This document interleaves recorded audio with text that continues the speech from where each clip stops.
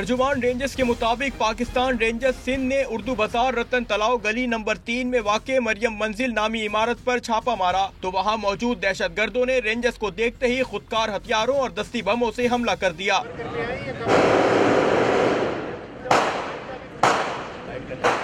Operation के दौरान दहशतगर्दों ने वक्फे से 5 से ज्यादा धमाके किए। रेंजर्स एहलकारों को देखकर एक दहशतगर्द ने खुद को फ्लैट के दरवाजे पर आकर धमाके से उड़ा लिया। मुकाबले के दौरान खातून और बच्चे समेत 5 दहशतगर्द मारे गए। ऑपरेशन के दौरान एक दहशतगर्द को गिरफ्तार करके नामालूम मकाम पर मुंतकिल कर दिया गया है। ऐनी शाहिद का कहना है इमारत से मुसलसल फायरिंग की आवाजें आ रही थी।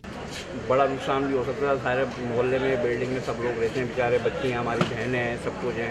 अल्लाह ताला ने बड़ा करम किया, अल्लाह का बड़ा शुक्रगुजार करके अल्लाह ताला ने जल्द से जल्द ये खात्मा करवाया और आइंदा भी ऐसे अल्लाह ताला खात्मे करवाता है। दहशतगर्दों की फायरिंग से रेंजर्स के 4 एहलकार सलमान, इनामुल्लाह, वहीद और रेंजर्स इंटेलिजेंस का आसिफ और 12 साल बच्चे समेत एक शहरी जख्मी हुआ। बच्चे को अस्पताल में कबीर के नाम से शनाख्त किया गया। रेंजर्स मुकाबले के बाद इलाके में खुली हुई तमाम दुकानें और स्ट्रीट लाइट्स को बंद कर दिया गया। रेंजर्स के जवानों का ऑपरेशन तकरीबन 8 घंटे जारी रहा। ऑपरेशन की कामयाब तकमील पर शहरियों की जानिब से रेंजर्स के हक में नारेबाजी की गयी। मुकाबले में मारे गए दहशतगर्दों की लाशों को ज़ाब्ते की कार्रवाई के लिए सिविल अस्पताल मुंतकिल किया गया है। कैमरामैन टीम और साथी रिपोर्टर इमरान हफीज के साथ मोहम्मद रजा, डॉन न्यूज, कराची।